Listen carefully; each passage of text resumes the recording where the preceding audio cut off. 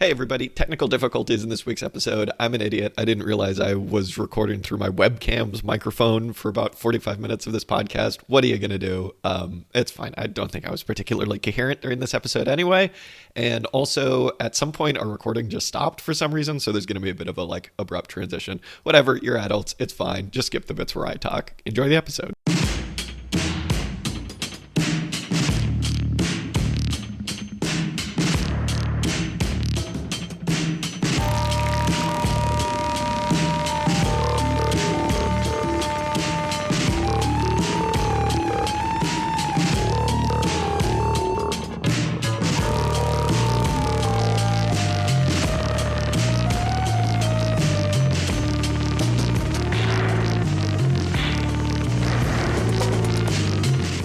I saw somebody on either Twitter or Blue Sky, one of them, was like, "Oh, I've been listening to this podcast episode on Wallerstein, and they're talking about, comparing it to like Brennerite stuff and like Ellingson's wood." And they were like, and this thesis that I'm writing would, say that this is completely a non-starter, that there's actually no debate, that this is like a false dichotomy between the two. And I was like, I did not mean to give the idea that I understand these things, that I know what's going on.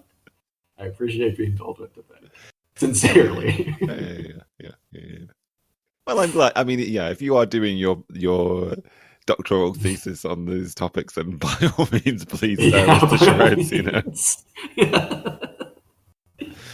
Yeah, that's not that's not the thing that we're trying to guard against. We're trying to guard against the opposite. Anybody please don't write an essay predicated on what we say. Do not use us as a citation. How do you cite a podcast?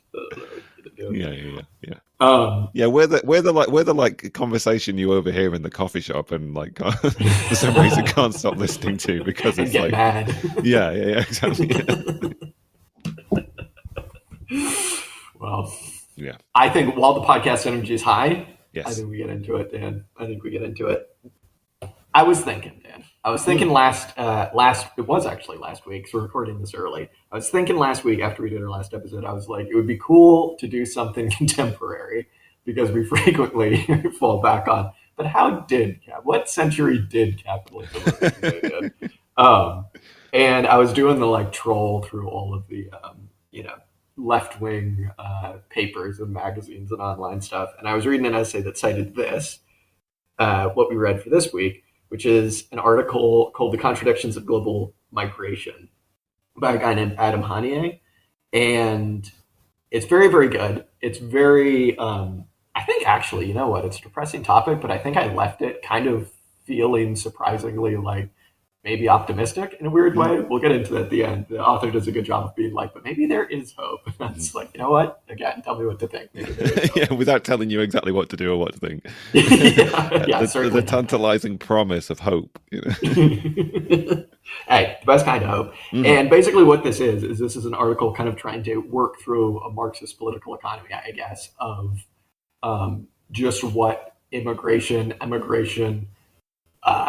borders, and what all of these things actually mean in our kind of current political moment, as well as kind of giving us kind of like the basics again of kind of like a structure to understand borders in general and why it is that there's so much mobility in terms of the working class, why so many people immigrate to certain countries, why so many people are forced out, and kind of trying to give, again, like a basis for our political moment, which is one in which it seems like just about every kind of like aspect of political debate right now is really saturated with ideas around immigration and vitriol and hatred and just a complete ramping up of what on the face of it seems like a really irrational racism that just stems from who knows where, right? Like that's kind of like the liberal response. And this does a really good job of kind of understanding why it is that those ideologies have sprouted up, why the kind of liberal response isn't really enough to stop them.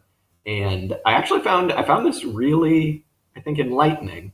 It's not really something that I've ever, I think, given enough shrift. And yeah, I appreciated this piece. It's definitely given me more of an understanding, I think, of immigration in a way that some kind of basic Marxist takes on it generally kind of miss. Mm-hmm. Yeah, and one of the things that this article is trying to guard people against, I suppose, is like a very simple liberal take, and it's quite nice to have the kind of like a more nuanced Marxist version of how to think about these things. Obviously, there is a sort of parallel to the reading we did last week. A lot of the time I spent reading this was sort of trying to work out how it synthesized with sort of like Emmanuel Wallerstein understanding of capitalism as a world system. I don't know how much to what extent that theory sort of explicitly impacted this thinking, but clearly the effort here is to look at migration as a feature of the world capitalist system.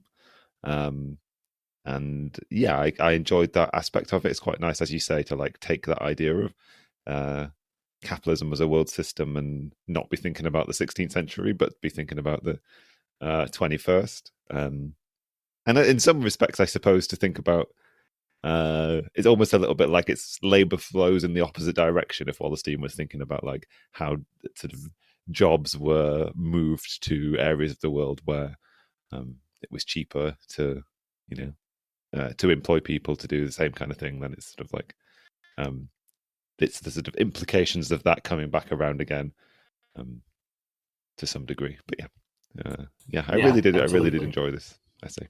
Yeah, it's very good because I feel like when you read a lot of Marxist pieces on like trying to understand Trump's deportation regime or the rise of reform, right? Like all of these different things, they can be kind of basic because it's like they're just trying to impoverish the working class. Mm-hmm. Just, dust your hands and that's done. This is quite a bit more nuanced. It's like, well, that's always the goal. That's always at the core of what capitalists are trying to do, right? They're always trying to like transfer wealth from one class to another. But clearly, I think there's quite a bit more going on, and it is a little bit complicated, and it is a little bit like not necessarily counterintuitive, I would say, but I think you're right to kind of bring up the connections that this may or may not have to Wallerstein, because one thing that this author's trying to do is really get past this kind of like methodological nationalism that is in a lot of liberal pieces, obviously, because that's the way that, immigration and migration is understood in a liberal context. It's just like a series of rational individuals operating rationally and going to a country if they think they can do better, or, leaving a country if they think they can do, if they're doing badly or something like that.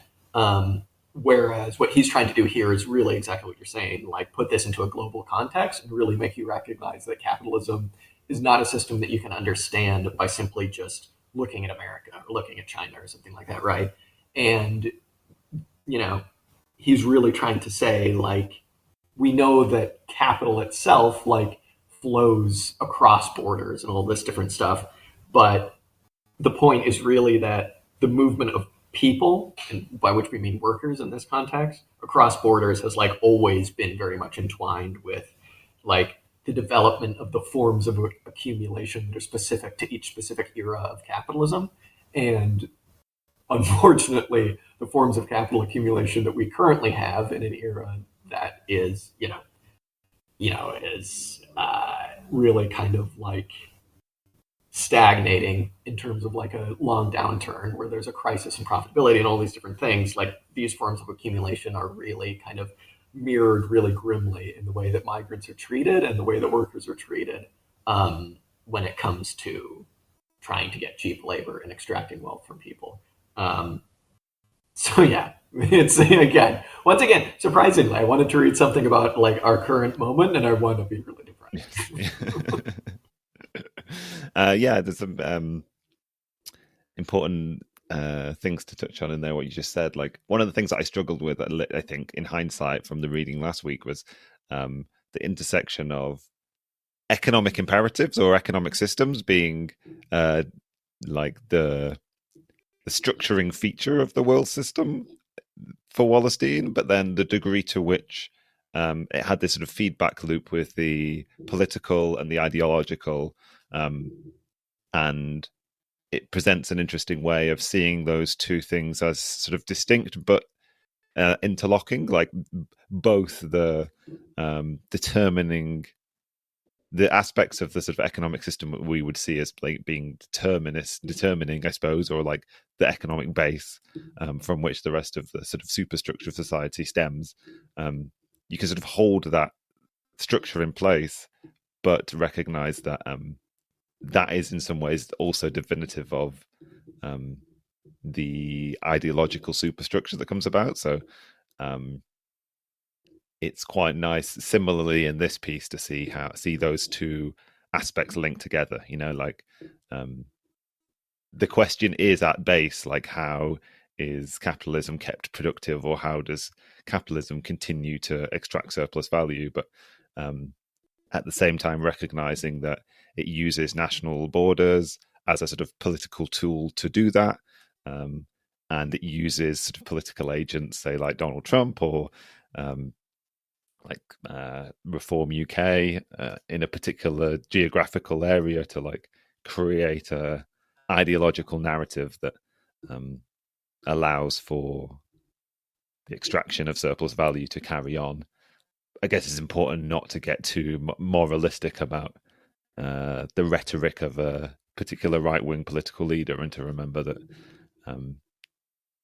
that sort of functions in service to capitalism, but not, as you say, in a sort of like sort of simplistic way, I suppose, or like I don't know. A lot of the nuance of that relationship is in this essay, I feel like.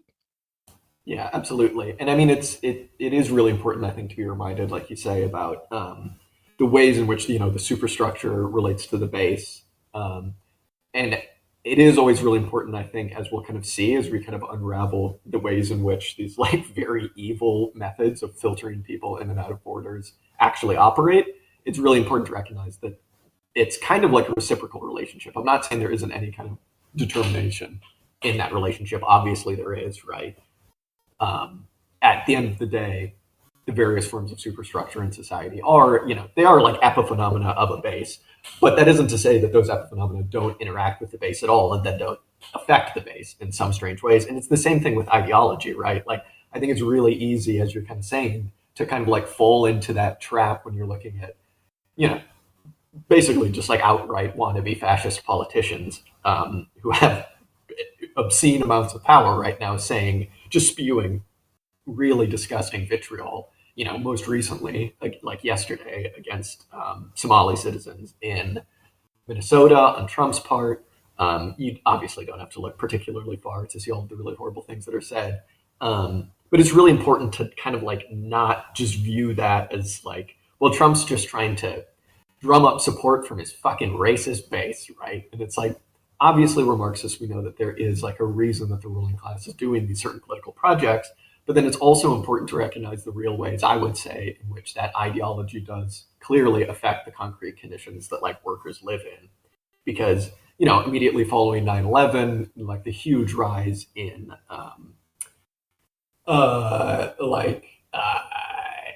anti-Muslim violence in America that kind of hasn't really ever particularly stopped. Obviously, there's violence against Palestinians in America and violence against, any type of immigrant you can imagine that really is kind of like bought into being by this kind of vitriolic, hateful ideology that is built to serve capital, but then also to drum up support for a political project that is just like, the kind of like heavy-handed, like evil wing of capital, as opposed to like the evil wing of capital that's like multicultural neoliberalism. You know what I mean? But it's interesting. It's just interesting. Like, you definitely don't want to get too moralistic about it and be like, Trump's just saying mean things because he's an idiot or because he's evil or something like that. Like, that's clearly not true. That's the only reason Trump is saying really hateful things. But it is also important to recognize the ways that these ideologies really do like affect political projects. Because, at the end of the day, you would imagine that like the sections of the bourgeoisie that wants some type of deportation regime in America or in the UK or something like that, like they'd be more than happy to just have it without that ideological support, but they can't, what I mean? Mm-hmm. And so I don't know if what I'm saying really makes sense. But no, there's something that you were saying before really stuck with me, I think, which was that like there's a really interesting relationship in this between the optimism and the pessimism. Like the story that's being told here in some respects is the presentation of quite an intractable divide between like the external and the internal, the citizen and the illegal immigrant kind of thing. And it's quite easy, I think, to get caught up in the reality of that dynamic, because it on some lived level it is so real, right? Like there are people like dying to attempt to cross these borders, and it sort of creates quite a sort of pessimistic reality, where you kind of fall into the trap potentially of adopting a sort of liberal response to this, which is predicated purely on sort of notions of right, sort of trying to define it under questions of legality and illegality and like and what have you. But it also presents this sort of like optimistic inversion of that, particularly in the narrative of this piece, where it's like trying to present the plight of the migrant and the sort of like plight of the working class citizen as being one that's related, because they both exist internal to a sort of capitalist world system that sort of defines their position and sort of defines their position in relation to one another. Like there is a relationship between the sort of like native worker in a country and the exploited migrant worker that sort of comes in to sort of compete with their job, or sort of like I don't know, what have you. So like it creates an interesting political reality of like, okay, how do we then go ahead and sort of draw lines of solidarity between these people rather than lines of opposition which are being created by the right, kind of thing. So it creates an opening for like a political response, which is sort of a positive aspect that sort of can draw you away from this sense of like intractable reality, I suppose. Yeah, absolutely. And I think when we get to kind of like the end of this piece, he says that relationship between the migrant worker and the quote unquote like native worker is one that is necessarily internationalist, which is the part that made me go, oh, that's a bit hopeful, actually. That's actually really cool, because it's like necessarily these relationships are international ones. Whereas, if you're trying to build an international political project, would be potentially useful. So, I mean, I think while we're on the subject, I think of like the political answer. I think maybe we just take a step back and look at kind of like what the liberal response to this is, because frequently this is also the Marxist response, unfortunately. Like the liberal response is one, and this is the first thing that made me go, is this guy Wallerstein guy, where he was like the liberal view of migration is problematically universalist. I was like, I remember that word from last week, and Wallerstein being mad about it. But basically, it's this idea that it treats migrants as these poor people who have come here, and we just need to pity. And as long as they're here to help, and as long as they're willing to work hard, by golly, they can live the American dream too. And it's like, morally, that is so obviously evil if you just think about it for 5 seconds. But really what it's doing is it's creating this category which fully serves capital and nobody else, which is this idea of the deserving migrant versus the undeserving migrant, right? Which is where you get like, well, they can come over here as long as they'll like fix my cars, or like, this is like, you hear every liberal in California say this about like, Trump can't deport all of the like Latino people because otherwise who would work in 120-degree fields picking strawberries for 12 hours a day? And it's like, okay, it's like, that's a pretty fucking like evil thing to say. But it necessarily creates this hierarchy, this worldview within the working class that goes to serve capital for a million different ways, because it just legitimizes borders and this idea of the deserving and undeserving migrant. But also it's this idea that like workers that are quote unquote like native to that population kind of become part of the state in enforcing these really like fascistic ideas around who deserves what and who deserves to get what in society. Whereas it's like, maybe if you're just like a person, you deserve a comfortable life. It's like, oh, that would never come across their mind. And this is something that this universalist idea is something that comes up quite a bit in a lot of left political projects, I'd say. Unfortunately, I had to go on Twitter to post the most recent episode. The first tweet I saw was this like someone who calls themselves a Marxist and who had just taken this I think it was the end of the month. I think the Patreon money was due, and they were like, the left needs to abandon its policies of mass immigration and protect the workers of its own countries. And it's just like, my God, is the Patreon money due like right now? Like, it's so funny. It's so funny the ways in which people are able to just like bend Marxism to be something that it isn't. But going back to what I started with here, rejecting that liberal approach is really the first way to, I think, create an international political project today. And it is just stunning the ways in which people just balk at that. Not just liberals, but like everybody. Like, yeah, just because you don't have a job or just because you're doing your hardest to find a job does not mean you're not a pro. You know what I mean? Mm-hmm. Yeah. Yeah, and it's what's central to that is the sort of language of managing migration, right, or managed migration. There is a certain amount that's okay, and we're going to get the right people, and we're going to get people to fill particular economic niches in our particular in the sort of economic demands specific to the country that we're in. We sort of make it meet our own needs. And another interesting, what I found quite interesting, the framing of the liberal response was this idea of push and pull factors, right? We just sort of break it down into, there are reasons why people want to leave certain places, and there are these other independent reasons why people might want to come to a specific place. And one of the first efforts that he makes to break down this dichotomy is to say, well, they're basically the same thing, right? Like there's a reason why certain areas are particularly appealing, and it's because they've done irreparable harm to other particular areas of the world. There's the sort of reason why people want to leave certain areas are the same as the reason why people want to move to certain spaces. It might be worth saying, like, the broad structure of this essay is sort of broken down into three sections. And the first one is like revolves around this idea of class formation. How is migration really central to the formation of class as we can define it in contemporary capitalism, I suppose?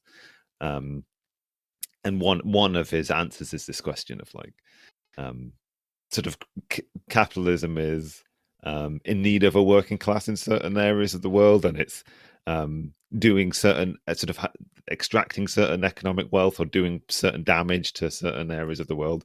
And these two factors together work to creating this globally mobile proletarian working class, I guess.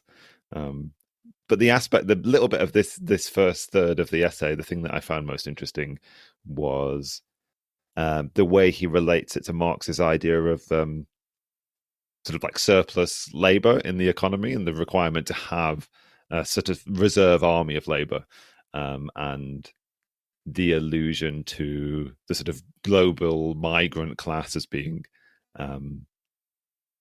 the contemporary version of that. They're mobile, and we can sort of like extract from them what we need, but then they're even more disposable than sort of like native or citizen, by which I mean like people with full citizenship rights in a country. Like they're more disposable than those workers, and at the same time serve in some respects to discipline sort of native workers. The threat of hiring a migrant in your place is sort of like quite a disciplining factor kind of thing. So as an aspect of how migration is used to form sort of contemporary, the nature of the contemporary working class, that was one of the more like illuminating things that was drawn out in this essay, I thought. Absolutely, yeah. This idea of the global reserve army of labor, I think, is really, really kind of crucial to understanding the entirety of current global politics. You know what I mean? Yeah, hugely illuminating. As was this kind of idea that every country has racist stereotypes about people that do specific bits of work, and we were kind of talking about this a little bit last time when we spoke about Wallerstein, about how it's like racialization and the creating of different ethnic groups, and even like gendered labor is like really part and parcel of kind of keeping wages down in certain sectors of the working class, specifically in like core countries.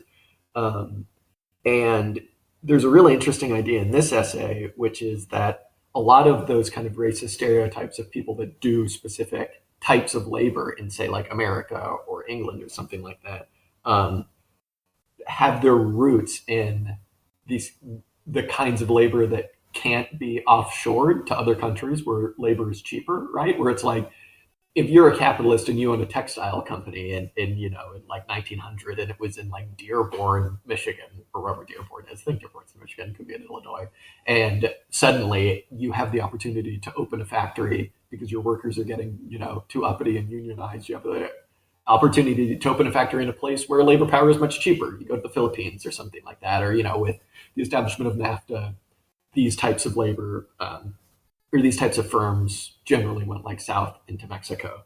There are certain sectors of the economy in, say, like, again, I'll just use the example of America, that can't really be offshored, and they can't necessarily, like, because of their geographic and spatial kind of specificity. So these are things like construction, obviously, different service sector industries, or like care work, right? And you just think, like, if you live in America or you live in England, like, you generally have a pretty like racialized view of the types of people that do those jobs. And it is really interesting the ways in which like capitalism intentionally creates this idea of races to begin with, but then like the types of people that do certain work, because it's like, well, if we can't offshore this labor, then we're going to use the most precarious people in society. We're going to employ the most precarious people so that we can pay them the least amount, right? Like, if you have if you don't have full citizenship rights and you're working on a farm or something in America, like, you do not really exist in the eyes of the state, even though you are a fully exploited worker. You're like hyper exploited worker in a lot of cases. So you're not really going to be able to go to, the Department of Labor or whatever and like report your employer for really dangerous working conditions because you're hugely precarious.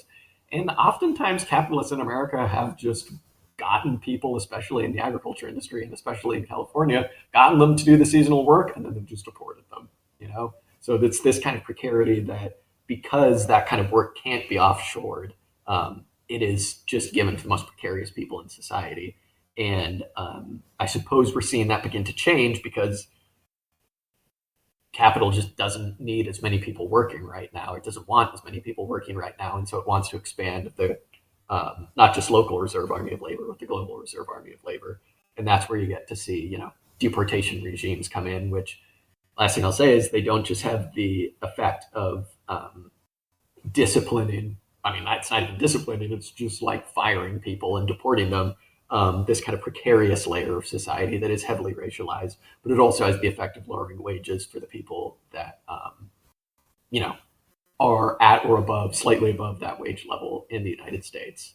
Again, to use that just as kind of like my example. So not good for anybody. And it is just another example of kind of like how that racist ideology that many workers in the United States have fallen for will just come back to bite them in the ass, right? Mm-hmm, mm-hmm.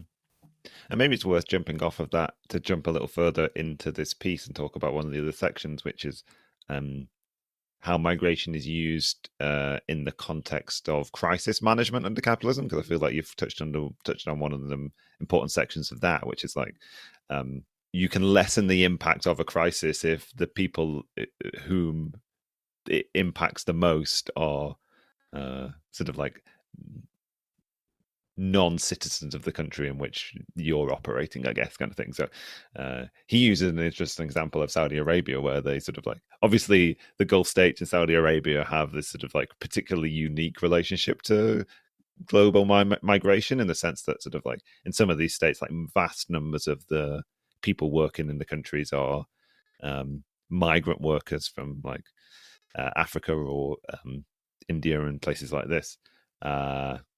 Obviously suffering sort of horrible conditions and dying and under conditions of modern slavery, I would say, in some situations. But in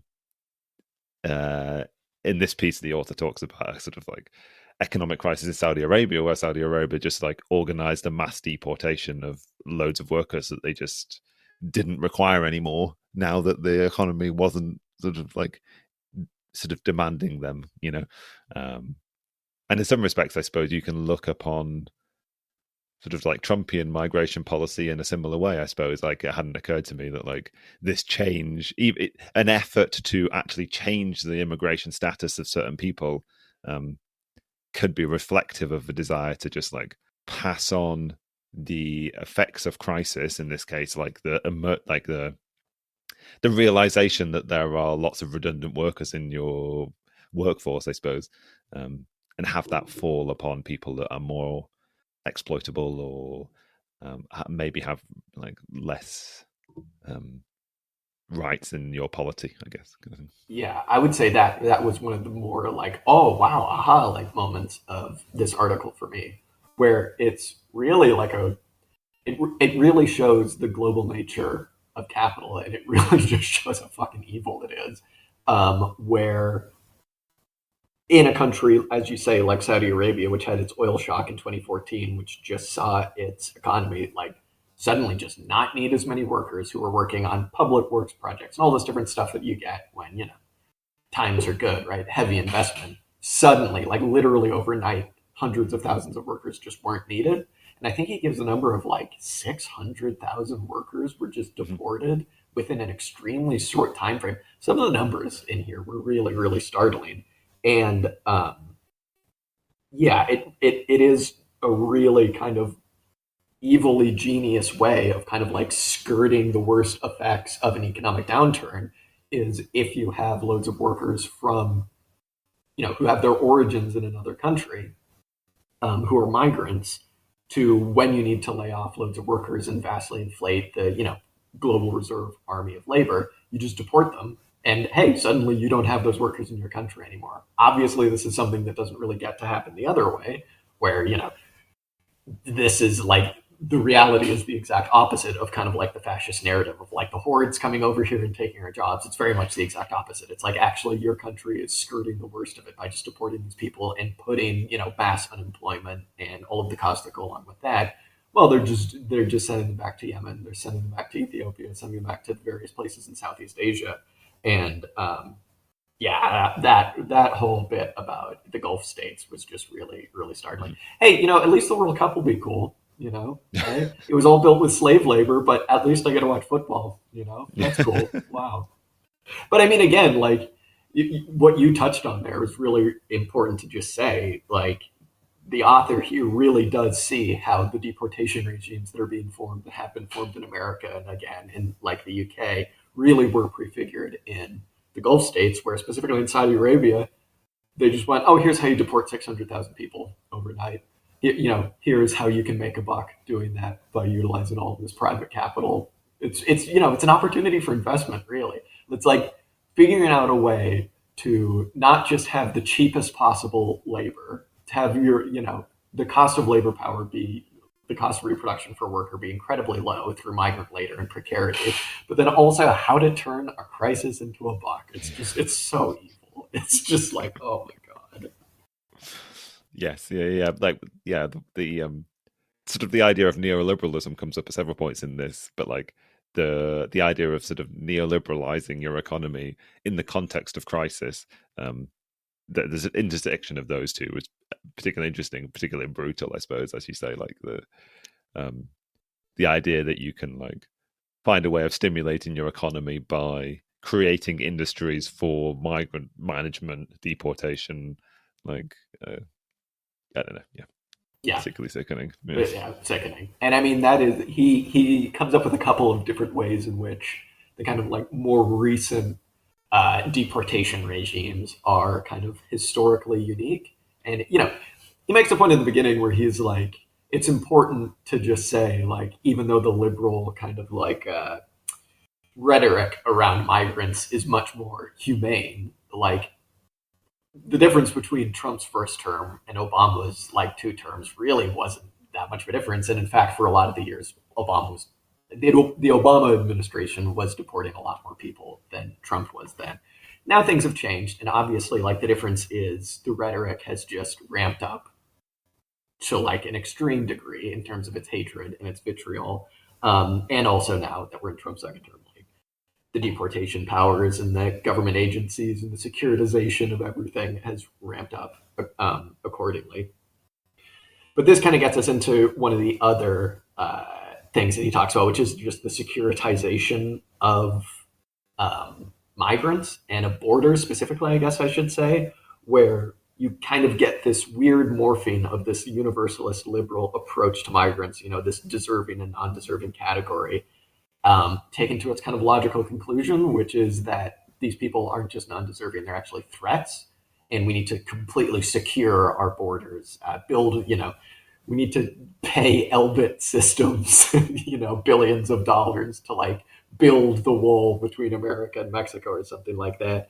And this creates just, hey, opportunities for investment in like the most evil like tracking systems and what he calls like migrant management, right? Which is literally just like tracking people, deporting people, creating massive databases. I went through all of this stuff when I had to get all my biometrics taken when I moved to England. And it's just like, yeah, it is loads. You have to deal with loads of different private companies and obviously like the Home Office and stuff. But yeah, opportunities for investment. It's the securitization of migrants. It's very evil. I think he's also trying to present this like slightly different perspective on borders, I suppose. And one could sort of read borders as something fixed, something historical, something sort of like intractable, I suppose.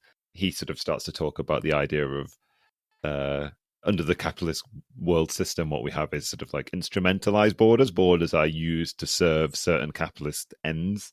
So he has this idea of like borders functioning as like filters rather than barriers. And we've touched on some of this stuff in the sense that like sort of the global capitalist system is attempting to is willing to let certain people pass through borders and certain people not, in a quote unquote managed way, I suppose. But yeah, then it also creates all of this language, as you're saying, like the idea of like illegal migration versus legal migration. But you can create this narrative around migration, illegal migration, sort of being some kind of like horrible transgression of like I think he talks about the social body, I suppose. So in a certain idea, you could imagine a border as being quite fixed, and it allows for the affixing of like lots of nationalist symbology and like out and out racist ideas about race and sort of like pollution of culture and this kind of thing. When the needs of capitalism warrant it. But at other times it can serve as this sort of like more porous border. And as you say, like we're getting to the point now where borders exist in all sorts of different places. We have this idea of the hostile environment in the UK where like landlords and doctors and employers sort of fulfill the role of enforcing the border regime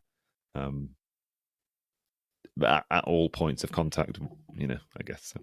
Yeah, I remember when I used to work for a university, and one of the things I used to do was like I would help. I was doing a lot of administration, and one of the things I had to do was deal with attendance and like helping people take attendance. And this was like 5 years ago now, I guess at this point, maybe 4 years ago or something like that. And a whole bunch of new legislation came in England about like if you are not taking attendance properly and you cannot have like records for every single international student and how many classes they've been to, and if they haven't been to 80% of the classes, we will deport them and they will lose their visa.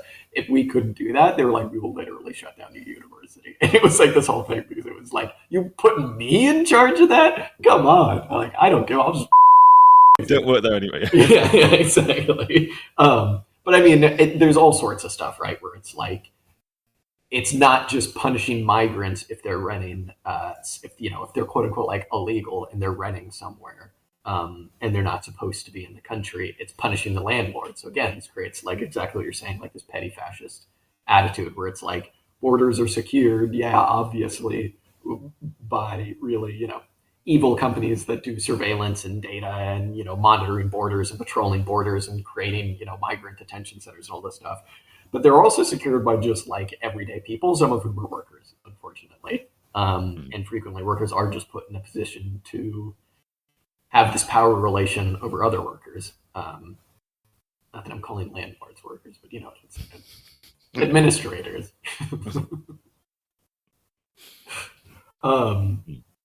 Should we talk a little bit about the idea of like remittances? This is something that this was another idea that another part of this essay that had some pretty startling numbers.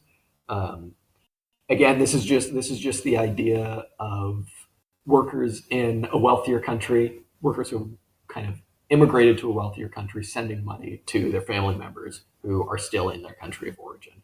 And he gets some pretty interesting ideas about the ways in which these deportation regimes have kind of, and anti-migrant rhetoric have affected these pretty startlingly large wealth transfer networks.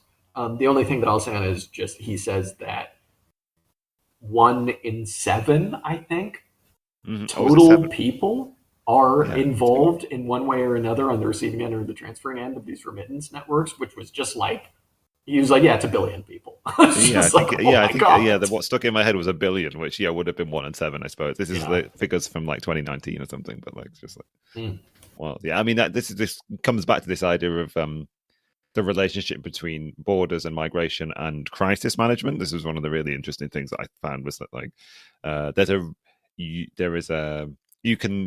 you can lessen the impact of economic crisis on the home sort of polity that you're responsible for governing if you have a load of migrant workers who send a portion of their wage back to support their families in other countries, in their countries of origin, I suppose, or intermediate countries along the path that they've traveled. What you abdicate responsibility for as a sort of wealthy Western capitalist nation is supporting all of those families in a crisis situation. Like, if all of these people were in your country, in your country,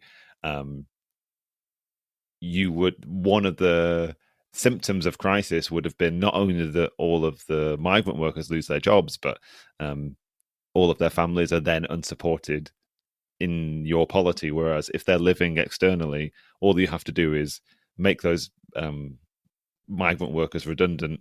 That sort of like transfer of wealth out of the country ceases, but you're not left with responsibility for the sort of like social political consequences of that wealth not being transferred, and therefore the people that are supported by those remittance payments, their suffering isn't something that you have to worry about because you've externalized it outside of the nation, outside of the polity, I suppose, which I found really one of the more interesting aspects of this, like a mechanism that I hadn't really thought about for utilizing migration to manage crisis situations in global capitalism.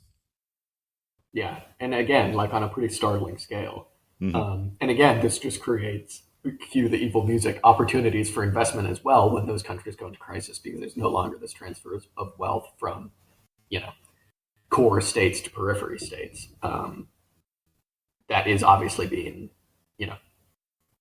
put into place by workers, right? Like, and, he gives 2 cases that are kind of tangentially related to this, where he talks about Syria and Jordan, where specifically with recent events with like the Syrian civil war, and obviously like maybe not so much with Israel's invasion of Gaza, but just generally like ongoing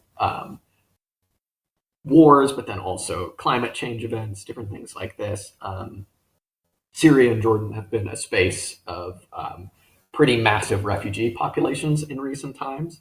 And one of the opportunities for investment that capital has seen this crisis become is that they've kind of turned certain parts of Syria and Jordan into, what does he call them? He calls them basically like geographical spaces for like warehousing the surplus population in exchange for investment. And again, if there's one thing you should take from our discussion, opportunities for investment is that generally means something quite evil, because what is being talked about here is destruction of whatever welfare state or whatever public services exist in those countries. And loans are given to Syria and Jordan to kind of help manage these refugee populations in particularly brutal ways. And we're talking about millions of people, right? We're not talking about like thousands or something like that. Where basically just like, large scale migrant detention centers that are just cities at this point. And Syria and Jordan agree to do this because they're given loans and they're given massive foreign investment. He talks about in here about how there was like just one, I don't even know what you call it, like conference, I guess, where I think David Cameron was involved somehow, where it was basically like, surprise, surprise, where it was basically like in the city of London, it was just decided that this was, you can basically force, but then also kind of not force the governments of Syria and Jordan to accept these populations in exchange for kind of just like the last step of neoliberalization, which had never really been. I'm happy to continue now that I have my actual mic working. Yeah. Sorry, everybody. Classic auxiliary statements there. What are you going to do? One of these days, maybe on episode 150, we'll finally figure out how to record a podcast. But it certainly isn't on episode 149. Anyway, you know what? That was a blessing that everything crashed, because if it didn't, I'd still be recording through my webcam microphone, and that would sure be annoying. So I just did 45 minutes already. Anyway, I think I was in the middle of a thought about neoliberalism and about to what extent that is a different phase of capitalism. I think it's probably definitely very fair to say that the neoliberal era, which is almost certainly kind of on its way out, / maybe has just morphed into something different already, was a pretty recognizably different form of not form of capitalism, but era of capitalism, in which, to save the, capitalism on its way out, some certain structural changes were necessary to really kind of like not kickstart the whole thing, but to kind of keep it going for another 50, 60, 70 years.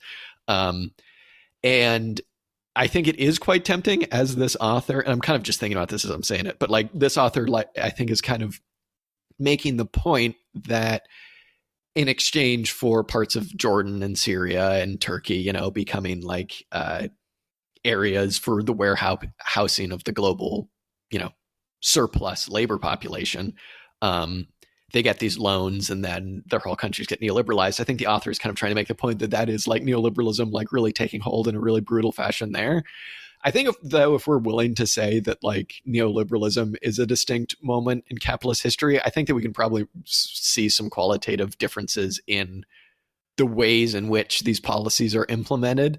I think that are kind of like structurally different perhaps than the ways in which neoliberalism was kind of enforced on the rest of the world in decades past. I mean, it was all using violence, right? I'm not going to pretend like it wasn't violence, but I do feel like the question of the surplus labor population really is quite unique in our moment, if not qualitatively, then at least quantitatively. Mm-hmm. Yeah, I mean, maybe it's just trying to answer a particular question pertinent to our time, I guess. I was just trying to work out whether, to what extent do I agree that there's something unique or unique about the particular context that we might describe as neoliberal. I mean, he makes an interesting point that, like, maybe a very Wallistinian point that, like, sort of mass migrations have been definitive of the entire history of capitalism. He speaks of the mass forced migration of slaves from Africa to work in sort of like the colonial plantations and the rest in North America and the Caribbean. But I think also there's an extent to which this essay is trying to explain a certain set of modern sort of conjunctures in the global capitalist system, I guess. Explain that question that you sort of posed at the start, like why is migration so central to political discourse at the present time? Is always going to have this sort of inverse question of like, why is it then so central to the operation of the economy, or how the present economy is answering certain questions? not to mention, just we live at a particular juncture in time. Global populations are at the size that they are. The impact of climate change is becoming ever present, and our ability to wage even more destructive wars becomes, bigger and bigger. I don't know. Yeah, absolutely. I mean, I think maybe that can get us into the kind of last bit of this essay, which is, the kind of necessary bit of a Marxist academic essay where you have to be like, and here's what we're going to do about it, or at least, and here what that means for today. And in the face of, I think, definitely what you're saying about, it's just like, man, if England can barely fucking deal with the like amount of migrants that it has now, like, give it 30 years. Like there's no way in which things are going to go well for when there are going to be who knows how many climate refugees, who knows how many more war refugees, things like that. Like, it feels like it's going to become less a question of a global surplus population and more just a question of like this migration is actually necessary for the continued like existence of large groups of people. I don't want to be like too dramatic about it, but I think it is pretty clear to say that there are already a large number of climate refugees, and that number is only going to grow in the coming years. And the current structures are just like clearly, obviously not going to be able to deal with that in any meaningful way.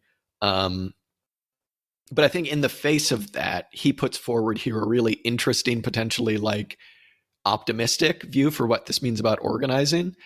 And I actually found this pretty compelling. He's basically just saying that workers who are, again, like native to a specific country, who are not migrants, I guess is just the way to say that, need to just kind of like get over it and start organizing with migrant workers, which is really easier said than done. I think, obviously, like there are clear cultural barriers to doing that make that kind of organizing really daunting. And I think that, that can just be like a particularly like, that's a huge project to try and bridge that gap for not just economic motivations, but also just for like, trying to bridge what can be, real cultural gaps, whether they're linguistic or familial or something like that. But I think he's kind of just saying that if we want any kind of proletarian organizations to be successful in the near future, they necessarily have to bridge that gap between migrant and non-migrant worker communities, proletarian communities, I guess I should say.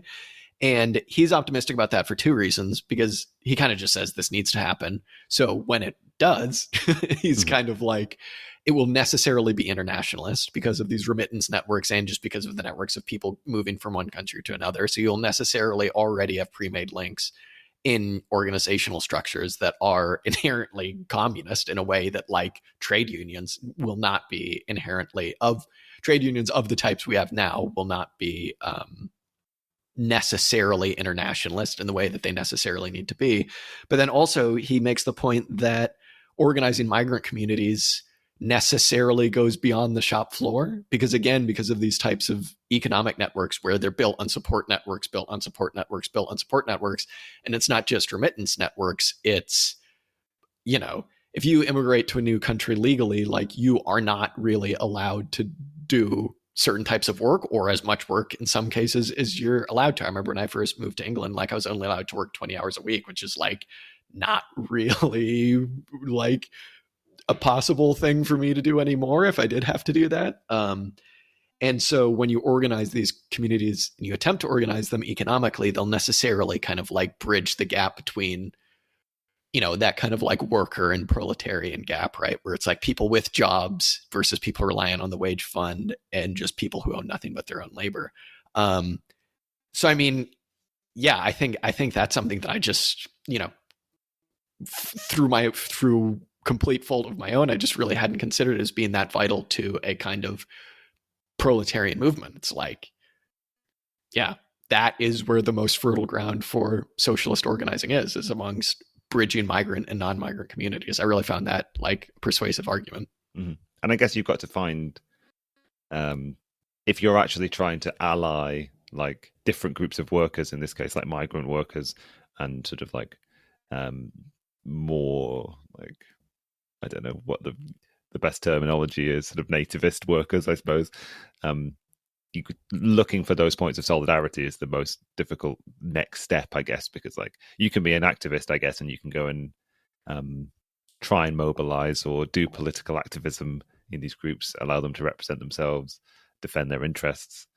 But I guess finding that point of sort of common cause across the working class in a country and internationally is a sort of difficult step. There's the question of like, in what kind of organizations is it best to, what organizations are fertile ground for this kind of activism, I guess. Like he talks about like one of the things that the left needs to reject is a kind of like liberal argument in defense of migration predicated on their having some kind of like economic contribution to make, or having the right versus the wrong legal status, or being able to make a sort of meaningful social contribution. But if I think about like the trade union movement, to some extent, trade unions are in the interests of making similar claims about their own workforce, in the sense that they're sort of trying to protect their legal status or defend their sort of the worthwhileness of their economic activity against other groups of economic actors. So finding a way, this may be quite a sort of left communist argument, I guess, finding a way to sort of have the traditional workers' movement like move beyond defense of its sectoral interest, I guess, and creating an atmosphere where common cause is seen with migrant workers, not just on an individual basis, but like as a universal class, I guess, as a solidarity with that condition of existence, rather than just particular migrant workers in particular areas doing particular tasks, I guess. But that's also as we're sort of alluding to at the beginning, the interesting element of what's drawn out by this is like the condition of the native workforce is in a lot of ways conditioned by the relationship to migrant workers. So finding a sort of like a narrative that makes sense, but also like the material points of contact where sort of a universal condition can be recognized. But I feel like I'm just buzzwording now rather than you should be a consultant. Yes. No, I mean, you're absolutely right.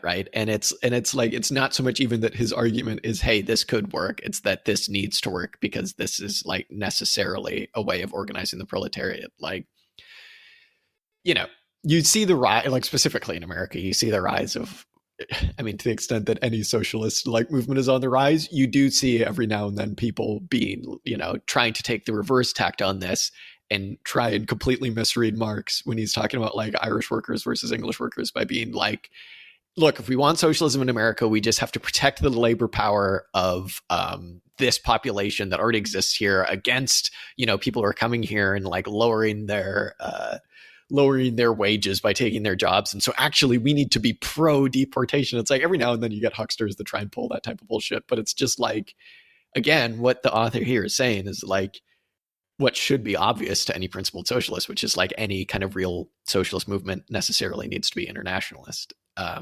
He makes a really good point at the beginning, which I think is one that you can just really easily breeze past, but is just like really important to keep in the back of your mind, which is that like borders don't exist because of like crazy random historical contingencies.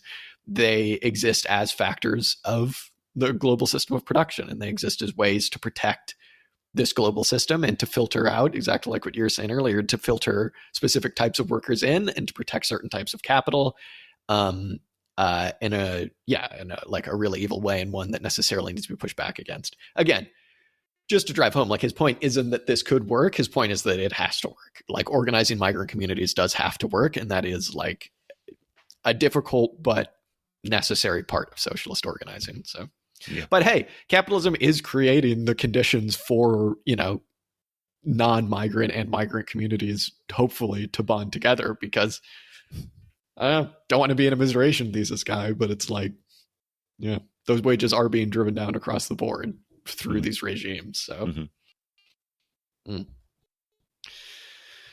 there you go. Right, there you go. Yeah, I don't know how to craft a universally positive message. But I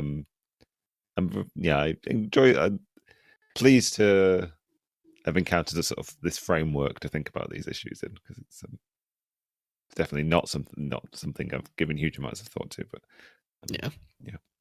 yeah, and one honestly that I kind of felt like at the end of it maybe pushed back a little bit on the idea of like Wallerstein's, not like world systems theory at all, but like at least just the ideas of like core and periphery states. Because it seemed to be the implication here was like, if you just think about it in terms of core or even semi-periphery and periphery states, like you're going to be missing out on huge amounts of like real detail in the ways in which these countries operate. Specifically here, as he's talking about like, the mobility of labor. But I don't know. That's just a thought. Yeah. I mean, maybe this is reflective of the sort of global capitalist system that emerges once the entire periphery has been drawn into, if not like a core status in terms of like wealth of the economy, at least like drawn enough into the global capitalist system that there is no external, as we sort of heard last week, like for Wallerstein, like he thought it was quite essential for capitalism, even in its interaction with periphery states, for those states to have a sort of external, outside of capitalism periphery. But like, this is the situation that emerges when all global economies are drawn, all nations, I suppose, are drawn into operating fully in the capitalist economy. And we get the general cartel, and it all works itself out. All right. Well, yeah, I really recommend this essay. I think, like I said at the beginning, I think it's really a much more realistic take on why these deportation regimes are happening and why everything in politics seems to revolve currently around issues of immigrants and migration than you get in a lot of kind of like socialisty pieces. So yeah, it's very good. And you know what, Dan? I enjoyed talking about it with you, even if my audio quality might be like too difficult to listen to for people. Just skip to where Dan talks. It's okay. You don't need to listen to me. It's fine. Wow, yeah. Yeah, I'm sure it's good. I'm sure it's fine. Thanks for having the chat. Either way, Jack, I've heard you loud and clear, and for better or for worse. Maybe it's my fault for not realizing. Well, you know what? Maybe it's the listener's fault for not hustling this enough. All right. Talk to you next time. Thanks, Dan.